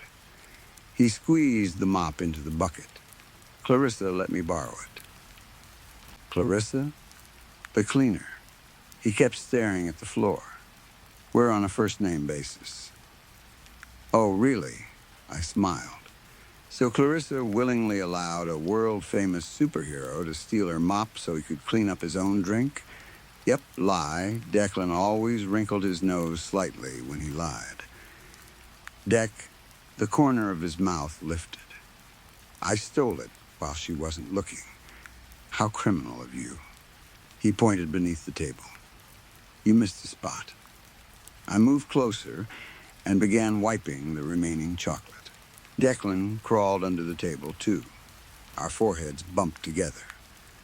When I looked at him, his expression had completely changed. His eyes were hard.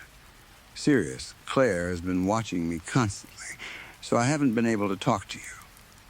He lowered his voice to almost nothing. But Rowan has a plan. A small smile appeared on his face.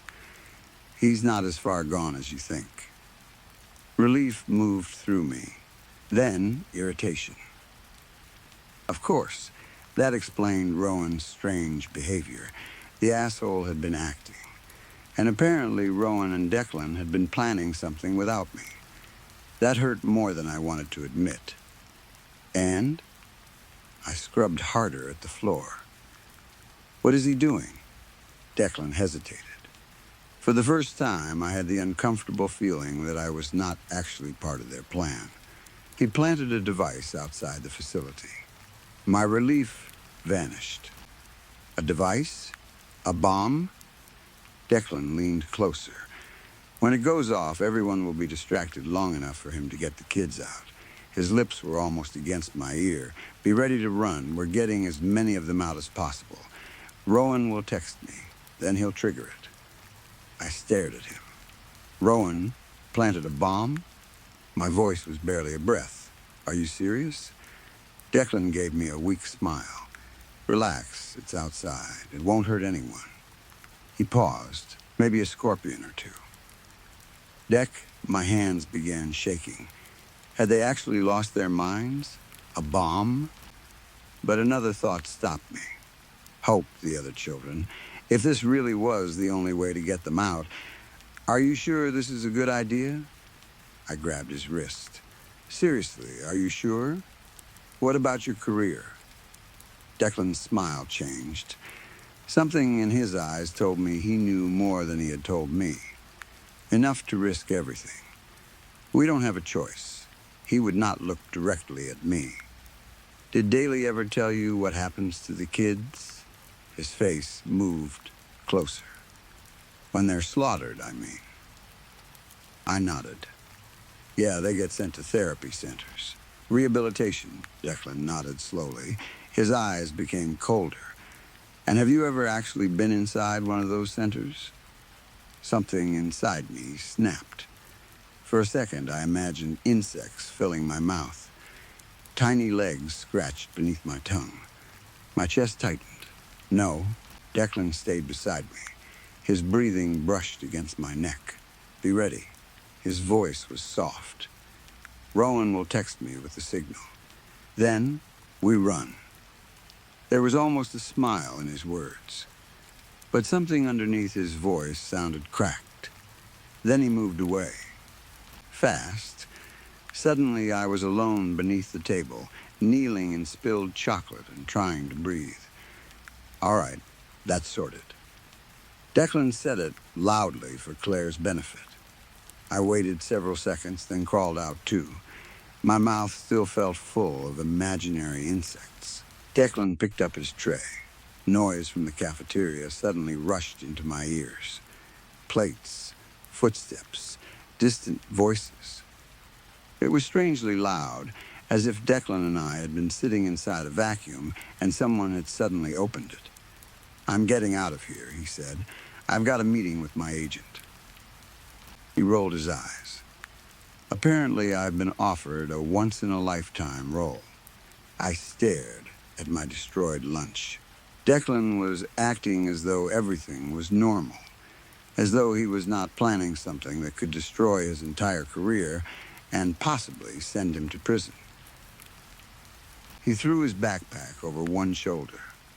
Pray it's actually a Snell monologue this time, and not another guest role in some Disney show I don't care about. He continued complaining as he walked away. Before leaving, he gave Claire a casual salute. Later, Claire, the moment he disappeared, Claire stood. Slowly, Hannah, she crossed the cafeteria, and sat in Declan's empty chair. Her chin rested on one fist. Her eyes sparkled. "You never told me about you and Declan." My body immediately went cold. I picked up my sandwich. Act normal. That was all I had to do. Unfortunately, I was sweating, barely breathing, and approximately 2 seconds away from running after Declan. I forced myself to take a bite. My stomach immediately protested. "What?" Claire smiled. "Well, the two of you looked very comfortable together beneath the table." I tried to open my soda. My fingers would not cooperate. Claire watched every movement. "I always thought you and Daly's boy had more of a connection." Her lips twitched, so I assumed perhaps you and Declan were having a little private make-out session away from everyone. She leaned forward. Or am I misunderstanding? I used the expression Claire herself had taught me years earlier. Lips slightly pressed together. Eyes widened just enough. Pretend interest. Then confusion. "You clearly don't know your own talent." I drank from my shake and looked directly at her. "We're friends." "Oh?"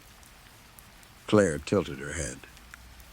She was waiting for me to make a mistake. Then what could the two of you possibly have been doing underneath the table? Her nails tapped against the surface. Tap, tap, tap. You're old enough to do whatever you want privately. Her smile sharpened. You might as well enjoy Declan while you can. He'll have other priorities soon. I kept my face calm. His new role?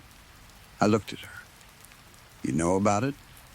"Oh, yes," Claire laughed lightly. Then she reached into her pocket. She placed something on the table. A Kerrigan identity tag. A necklace with a number. My own number inside Kerrigan was 11456. I stared at the tag in front of me. My stomach turned. Declan's old identity tag. Back when he played Eris, the child who watched his parents being torn apart. The role that turned Declan into a star. The tag was stained with blood. Fake blood, I reminded myself. Food coloring. Cabbage water. Nothing real. But I could not stop looking at it.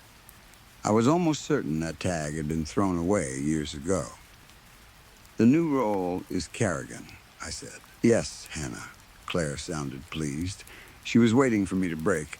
"Recently, viewers have been asking what exactly happened to the boy. Apparently, they consider it a plot hole." She laughed quietly. "Several fan forums are asking the same question. What happened to him? So you're putting Declan back inside Kerrigan?" My voice came out weak. "That doesn't make sense." Eris was slaughtered. It was implied. Claire smiled. Hope is still waiting for him. She mentioned him recently, and naturally that created interest. My stomach tightened. Of course, Declan also has another offer. Tap, tap, tap. Claire's nails continued hitting the table. A24 has been asking for him for a new Jordan Peele project. Filming begins this summer in Korea. 7 weeks. She smiled. "I'm planning to call his agent tonight." "That's good." I swallowed. "He loves A24. Claire leaned back.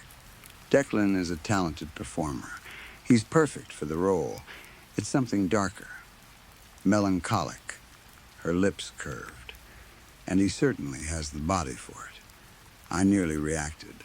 I remembered Claire talking to Declan when we were children. "You're perfect exactly as you are, Declan, as long as you lose a few pounds." She would say it while fixing his hair before interviews, almost like a mother. Then she would throw away his snacks and replace them with lettuce. I had once seen her give him pills that made him vomit. By the time he got the Marvel role, I could clearly see his sternum through his skin. Claire was like my mother, maybe worse. a monster who smiled while convincing children she was helping them. But I could not challenge her. Not yet. So I waited. There had to be a reason she was telling me all of this. Hannah, Claire's voice changed. I stiffened. I focused on my lunch. Then her cold fingers touched mine. She slowly wrapped them around my hand. Tell me what you and Declan were discussing under the table, and I will happily make that phone call to his agent. I looked at her. So you're threatening me? Claire laughed. Not a threat. Her fingers tightened slightly. But if you tell me about your private conversation, Declan will get the movie. And if I don't? For a second, Claire's expression became serious. Hannah, I'm going to be completely honest with you. She leaned forward. I value your friendship. You, Declan, and Rowan have always made a delightful little trio. Tap, tap, tap. However, Rowan Daly is dangerous. My stomach dropped. He's dangerous to himself, and potentially to both of you. Claire's eyes locked onto mine. He may be pretending for his father, but I'm not stupid. She paused. He needs help. Her voice became almost gentle. Rowan is unpredictable. I'm afraid he may hurt himself. Before I could stop myself, the words escaped. He planted a bomb outside. Claire's eyes immediately changed. Hard, focused, continue, my heart was hammering. They're working together. My mouth seemed disconnected from my brain now. Rowan will text Declan when he's ready. Then, I shut my eyes. They're going to get Hope out. Claire nodded. That explains it. Her expression became sour. Rowan was not fixed at boarding school the way we expected. Her smile disappeared. He was radicalized. My eyes opened. Radicalized? Yes, Claire stood. I believe Rowan is too unstable now, too far gone. The idea of hurting people apparently doesn't bother him anymore. It's outside, I said quickly. The bomb is outside. Cold horror began spreading through me. I had made a mistake. Claire was already twisting my words. It's only supposed to distract people. Well done, Hannah. Claire stepped away from the table. That information was useful. She smiled. I'll make that call.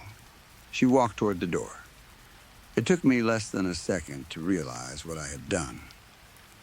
Wait. I jumped to my feet. My legs almost collapsed. Claire. She was already gone. Before I could grab my bag, my phone vibrated. The cafeteria had gone strangely silent. I suddenly became aware that I was the only person left inside. A message appeared on my lock screen. Daily, a word, Hannah, my office. Now, don't be late. Adam Daly was smiling when I entered his office.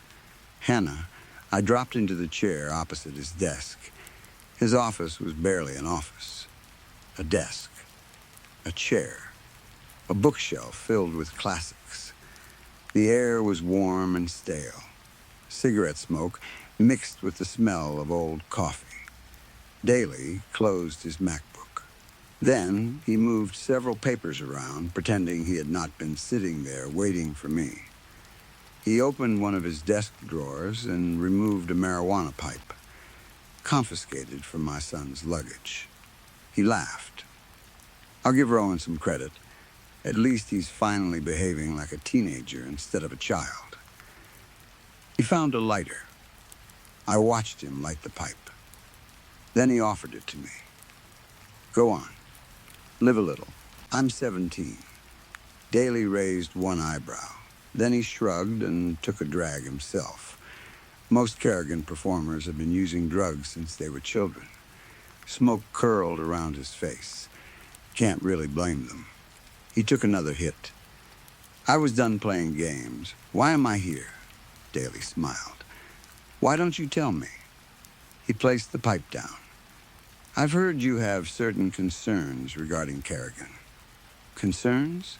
He watched me carefully. I believe Declan has been putting unpleasant ideas into your head. My composure disappeared. Declan? I leaned forward. You talked to him? He was here earlier. Daly lifted the pipe again. Declan also refused to hit. His eyes moved lazily over my face. Probably didn't want to mix marijuana with all those stimulants he loves so much. His mouth curled. Declan is far too sophisticated for ordinary drugs. I stared at him. Stimulants? Declan was taking stimulants? Since when? Why?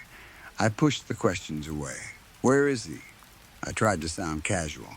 Sweat was running down my back. My palms felt wet. Oh, Declan left. Daly shrugged. Then he leaned forward. His chair squeaked beneath him. But he did say something interesting. Daly smiled. He said you had a question for me. A question. Declan's earlier words returned. Have you ever actually been inside one of those centers? The children inside Kerrigan, I said. Daly's expression changed. What happens to them when they're slaughtered? For several seconds, he simply watched me. Then, he placed the pipe back inside the drawer. You know, Hannah, there are some truths adults should never tell children. His voice was calm. Sometimes we lie to protect children from an ugly reality. He paused. You asked me the same question when you were 9. One of your favorite children had just been slaughtered. Yes, my lungs burned. You told me they were sent to rehabilitation centers. I did.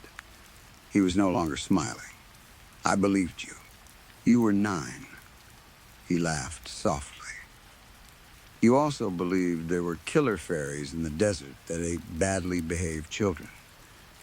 My jaw tightened. That was a white lie. It stopped you and the boys from wandering into the desert alone. What do you do to them?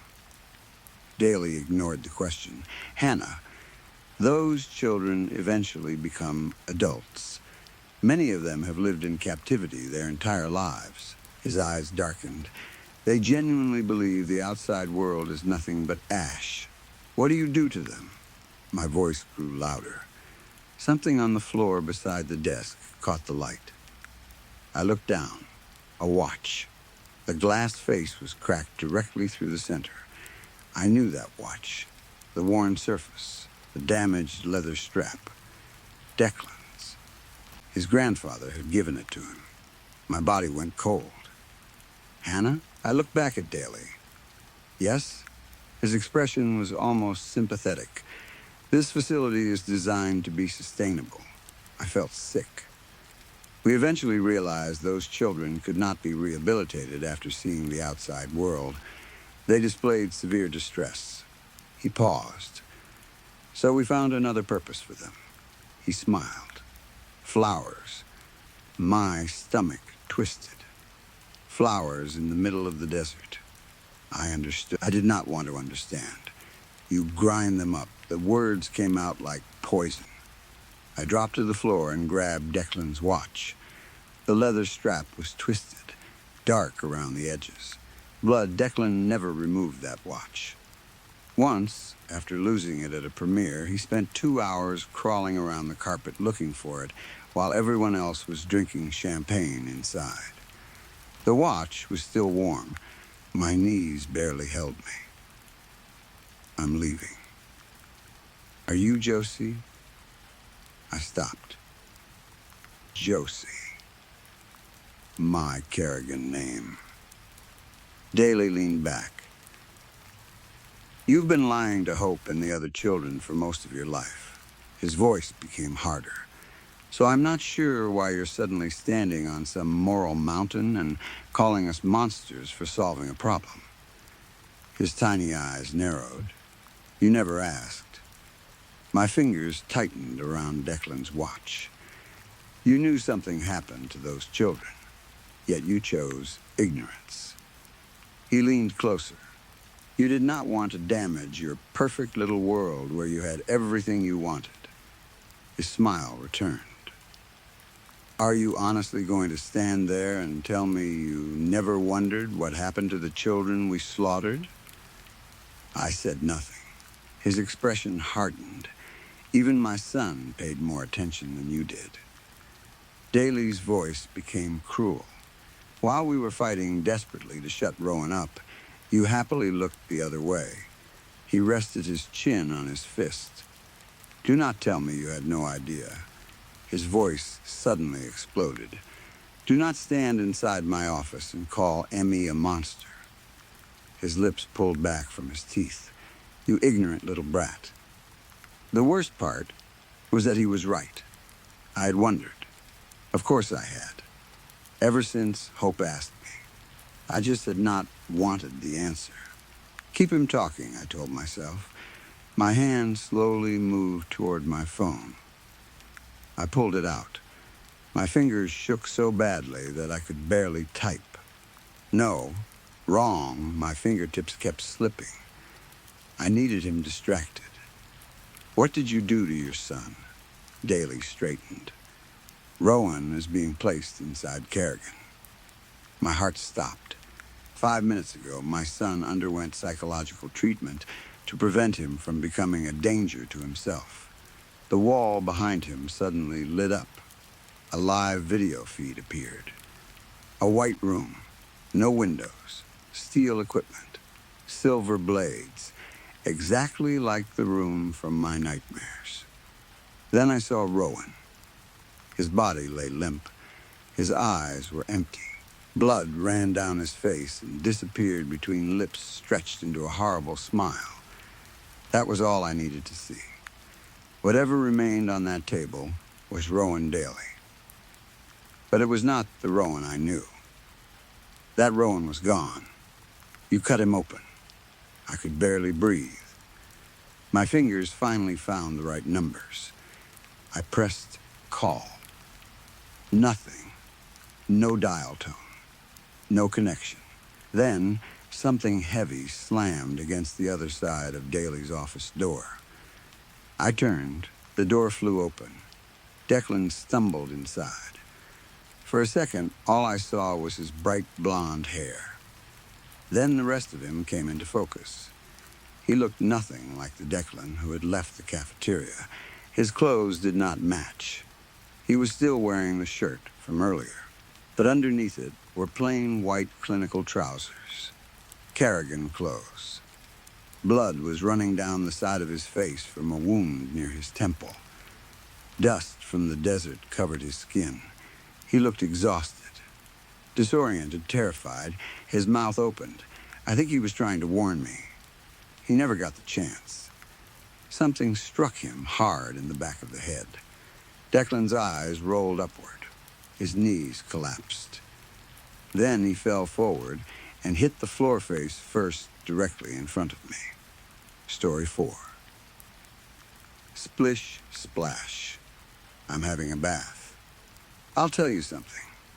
One of the most annoying things in the entire world, besides waiting for the postman when you desperately need the toilet, is when you are relaxing in a nice warm bath and some rude bastard starts knocking at the front door.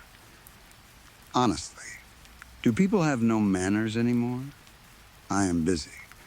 Clearly, so whoever you are, kindly bugger off. Knock, knock, knock. There it is again. Oh, go away. Go away and come back another day. Maybe come back when I am clean, dressed, and prepared for visitors. I might even offer you a cup of tea if I am feeling generous. Ha. Although, if we are being honest, baths are not actually as clean as people pretend they are. Think about it. You climb into a tub full of perfectly good water and then sit there letting all the dirt come off your body. Sweat, dead skin, oil, tiny bits of filth, all of it floating around you. A bath is basically soup made from yourself. You are the only ingredient. Sweat makes the stock. Dead skin makes the chewy little bits. Lovely thought, isn't it? Yuck. Ours is different, though. Our bath is beautiful. Stuart made it special. My sweet Stuart. Before we got in, he dropped one of my nice bath bombs into the water.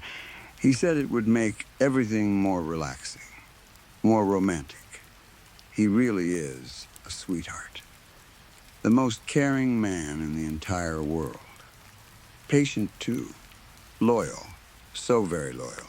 If any other man told me he was even half as loyal as Stuart, I would call him a liar. A filthy liar. I might even cut his throat for saying it. Ha! Because nobody is like my Stuart. Nobody. He is a saint. Half of my heart. Forever and always. Even in death. He has most of the bath to himself now. That is only fair. He is such a big man. My big man. He is stretched out at the other end of the tub. Limp and comfortable, while I am squeezed up along one side.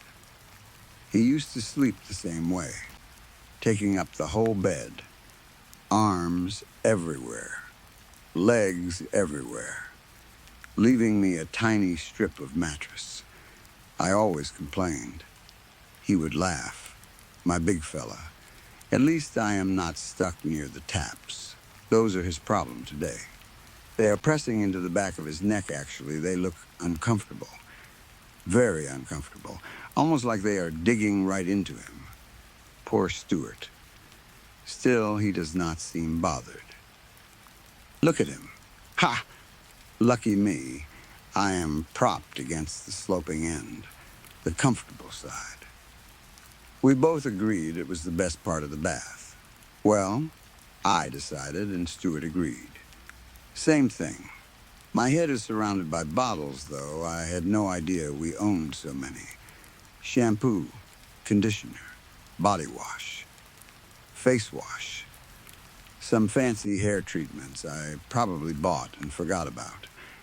Most of them are new. Unused, still shiny. But the ones right at the back are horrible.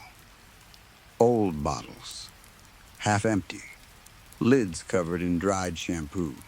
Sticky, dusty, some of them look like they have been sitting there for years. Honestly, I am embarrassed. How did I let the bathroom get this bad? There is a smell, too. Not the bath bomb. Something underneath it. Stagnant water. Damp, old sponges left wet for too long. The kind of smell that comes from places nobody cleans properly. Festering moisture. Oh, it is rather strong. Still, at least Stuart does not have to listen to me complaining about the pipes anymore. I used to complain all the time. The sink smelled. The drain backed up. Water took forever to go down. Stuart would kneel under the sink with his tools while I stood behind him saying things like, "Have you fixed it yet?" Poor man. Any complaints I make now are going straight into deaf ears. Aren't they, Stuart? Ha. Look at him. He almost looks like my reflection, my mirror image. Except there's not quite enough room for his head to lie back properly. Even if the taps were not pressing into his neck, it would still look awkward. That must be sore. Bless him. He is making the best of it. There is blood around his mouth. Just a little. Dark red along the corners of his lips. I want to lean forward and wipe it away. I really do. But perhaps I should leave it. It suits him. Makes him look almost like a vampire. His skin is incredibly pale in this water. White, cold-looking. Like he has spent his entire life hiding underground, terrified of sunlight. Then there's the red spreading through the bathwater. It gives the whole scene a wonderfully gothic look. White skin, red water, dark bathroom. Very dramatic. It is quite beautiful, actually. The bathwater is starting to change him, though. His skin is wrinkling. His stomach is pale and soft. The water is thick around him. It does not really move like water anymore. It rests around his body heavily, almost like a sea that is slowly trying to swallow him. There is a finger sitting on his knee, a severed finger. It is pointing at me. Accusingly, how rude. Ha! Knock, knock, knock. Oh, for God's sake. Enough. If I wanted to answer the door, I would have done it already. I am not leaving this bath. That is final. Whoever is out there can knock until their hands fall off. They will have to break the door down and carry me away. I am far too comfortable. Happy as a pig in mud. No, a pig in a bath. Ha! I really do wish they would stop, though. They might wake Stuart. He looks exhausted. He has had such a busy day. Bang, bang, bang. Oh, now they are banging and shouting. I can hear a man yelling all the way from the front door, through the hallway, through the bathroom door. What a voice. Probably police. Bloody pigs. This is my bath. My mess. Get your own. Ha! I should shout that. I could. But I am calm. Very calm. That is what baths do. They relax you. Look at me. A perfect picture of peace. Little Miss Serenity. Stuart, too. Look how calm he is. He used to have such a terrible temper. My spicy pepper. Everything could set him off. A badly washed plate. A wrong word. The television too loud. The television too quiet. Dinner late. Dinner cold. Dinner not cooked the way he wanted. But now, nothing. Still, silent, peaceful, the bath has cured him. Maybe that is all he ever needed, a nice warm bath. With me. Oh, that frightened me. For half a second, I thought he moved. Did you see that? No, of course not. The water did not even ripple. Silly me. He has been still for ages, sleeping deeply, mouth hanging open, tongue just visible, and he is not snoring. That is a miracle. Stuart could shake the walls with his snoring. I used to lie beside him listening to that awful rumbling, like something underground, like a train moving through a tunnel beneath the bed. He had bad sinuses, always complaining his nose was blocked. Every night he put one of those breathing strips across his nose, then rubbed that strong-smelling salve over his chest. Peppermint, menthol, that horrible, sharp smell. Sometimes I used to lie beside him and imagine tearing the strip from his nose and pushing it down his throat until he choked. Ha! Ha ha. Oh, that is not a bath thought. No, that is a bad thought.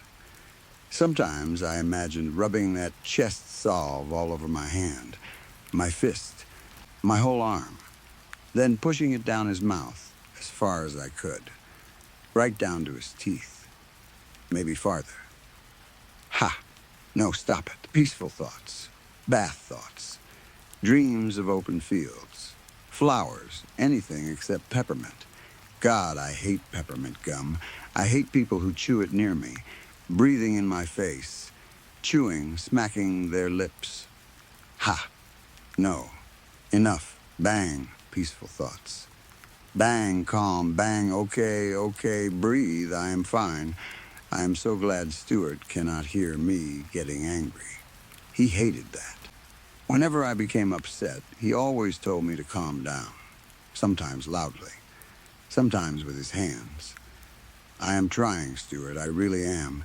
It is the knocking and the shouting. It is too much. I had been doing so well before they started making all this noise. Bang, there. Again, let me in, little pig. Let me in. Ha! That is what it sounds like the story.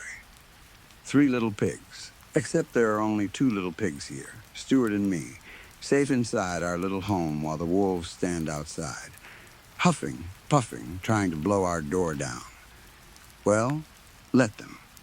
Let them huff. Let them puff. They can blow the entire bloody building down. I am not leaving this bath. Neither is Stuart. Ha! Look at him. So calm, so quiet. I wish I could wake him for just a second. I would tell him how lovely he looks when he is peaceful. His head is leaning strangely to one side. His tongue is hanging out. A little silly looking, but cute. Very cute. I want to wipe the blood off his mouth. Just that little dark line. Wait, quiet, someone is outside the bathroom window. Yes, I can hear footsteps. Gravel crunching behind the house. Someone is walking around there. Sneaking, creeping, trying to look inside. Suddenly, I want to protect the house. Our home. I want to jump out of the bath. Smash through that window. Wrap my hands around whoever is out there. Squeeze until they stop moving. How dare they disturb my peaceful, bloody bath? How dare they come creeping around our home? I almost shout. Then I stop myself. They already know someone is here. Maybe a neighbor complained about the smell. The rats probably told them. Ha! And eventually they will work out. Stuart is here too, floating around in this lovely red soup. I could stay quiet. Maybe they will get bored. Maybe they will leave. Bang, no, perhaps not. Once people like that start, they never stop. Pigs, they keep pushing until they get what they want. Just go away. Please, leave us alone. I only want a little longer. 5 minutes. That is all. 5 miserable little minutes with Stuart. We have not even been in here that long. Well, who is counting? Not me. Ha! I want to soak with him. Enjoy his company. Absorb his juices. Shh. Listen, somebody outside the bathroom window is talking. There is a radio. Static, then a voice. Yeah, it's coming from around here. More static. Bathroom pause, it's bad. Rude, very rude. They are so loud. Stuart is closest to the window, but the blind is down. They cannot see him. They cannot see me either. Good, Stuart still is not moved. Let him rest. Why can they not let the poor man sleep? Rest in peace. Ha. Crash there. They have done it. The front door. Broken open. I hear men shouting inside the house, calling Stuart's name. Interesting, they are calling for him. Not me. Have they forgotten about me? Maybe. Good, they can come find me. I will wait. I will give them the surprise of their lives. Heavy footsteps thunder through the hallway. Boots, so many boots. They should take them off. Honestly, breaking into a woman's home and then trampling dirt all over her carpet. No manners. No respect. Heartless bastards. They are coming closer. They know where the smell is. I can hear them racing down the hall. Come on, piggies, follow your noses. Find us. I would have preferred another few minutes. But this is fine. Let it end here. The wolves are coming. Coming to drag me away. Coming for Stuart. Leave him alone. He is sleeping. Can you not see that? The wolves are coming. But they are not wolves. No, we are the wolves. They are the pigs. The filthy pigs. The swine. Ree-ee, ree-ee, the bathroom door flies open. The first officer takes one step inside, then stops. His face changes. His hand shoots toward his mouth. Oh, fuck, that is all he manages. Then he bends over, vomits across the bathroom floor. Disgust, pure disgust. It rises in his throat and spills onto the tiles. Why are you disgusted? This is what you came looking for, isn't it? The others crowd behind him. They stare into the bath. Their faces go pale. Their eyes move across the water. Bits of flesh floating there. Skin, blood, fingers. One of my fingers still sits on Stuart's stomach. Then they look at Stuart. Then at me. Their eyes drop lower. I look up at them, upside down, funny angle. I would move if I could. Ha! Water suddenly surges around me. A huge splash. Stuart moves, not a twitch this time. He rises, my Stuart, standing in the bath, completely naked, his skin ghastly white, water and blood pouring down his body like a copper-red cloak. My vampire. He is still holding one of my fingers. Of course, he had been enjoying it before he fell asleep. He must have needed the rest. And what a wonderful nap it was. Look at him now, full of energy and angry. God, he looks good when he is angry. Get away from her. His voice explodes through the bathroom. The officers jerk backward. Stuart raises the finger in his hand. Not done. He points toward me. Still plenty left. He leaps out of the bath. Something drops with him. One of my arms. It falls onto the tile and rolls behind the toilet. Oh dear. He almost trips over something else. My intestine. But Stuart is quick. Always has been.